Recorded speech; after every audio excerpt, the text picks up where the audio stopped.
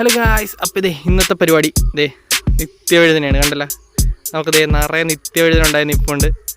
Okay, ഞാനിത് ഇപ്പം നട്ടിട്ട് ഏകദേശം ഒരു 2 മാസത്തിനടുത്തായി. അപ്പോൾ നമ്മൾ ആദ്യത്തെ വിളവൊക്കെ എടുത്തു കഴിഞ്ഞു.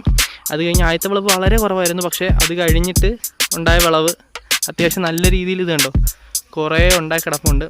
സോ നമുക്കിത് പറിക്കാനാണ് ഇന്നത്തെ പരിപാടി. അപ്പോൾ നമുക്ക് എന്തായാലും ഇതങ്ങ് പറിച്ചെടുക്കാം.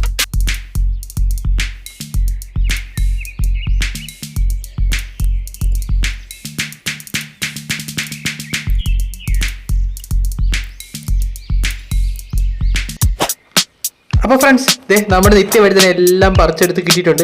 സോ അപ്പോൾ ഞാൻ പറഞ്ഞ പോലെ തന്നെ നമുക്കൊരു 10 ചോടൊക്കെ വെച്ച് കഴിഞ്ഞാൽ നമുക്ക് നല്ല രീതിയിൽ നിത്യവഴുതന കിട്ടുന്നതാണ്. ഓക്കെ, ഇപ്പം തന്നെ നിങ്ങൾക്ക് കാണാവുന്നതാണ്, ഒരു പാത്രം നിറയെ നിത്യവഴുതന കിട്ടിയിട്ടുണ്ട്.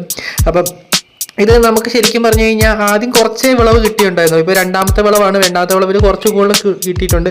സോ അപ്പോൾ അടുത്ത വിളവാകുമ്പോൾ എന്തായാലും ഇതിനേക്കാളും കൂടുതൽ നമുക്ക് കിട്ടും. അപ്പോൾ നിങ്ങളെല്ലാവരും നിത്യവഴുതന ഒരെണ്ണം വീട്ടിലുണ്ടെങ്കിൽ നമ്മുടെ കോവയ്ക്ക പോലെ തന്നെയാണ്, നമുക്ക് നിറയെ കിട്ടിക്കൊണ്ടേയിരിക്കും ഇങ്ങനെ ഉണ്ടായിക്കഴിഞ്ഞാൽ. ഇപ്പോൾ നിത്യവഴുതന പ്രത്യേകത എന്ന് പറഞ്ഞാൽ ഈ പറയുന്ന പോലെ രോഗങ്ങളൊന്നും ഉണ്ടാകത്തില്ല എന്നുള്ളത് തന്നെയാണ്. അപ്പോൾ നിങ്ങളെല്ലാവരും വീട്ടിലൊരു നിത്യവഴുതന വെച്ചൊന്ന് ട്രൈ ചെയ്ത് നോക്കണം. അപ്പോൾ എന്തായാലും നമ്മുടെ അടുത്ത വീഡിയോ കാണുന്നവരെ എല്ലാവർക്കും ബൈ ബൈ.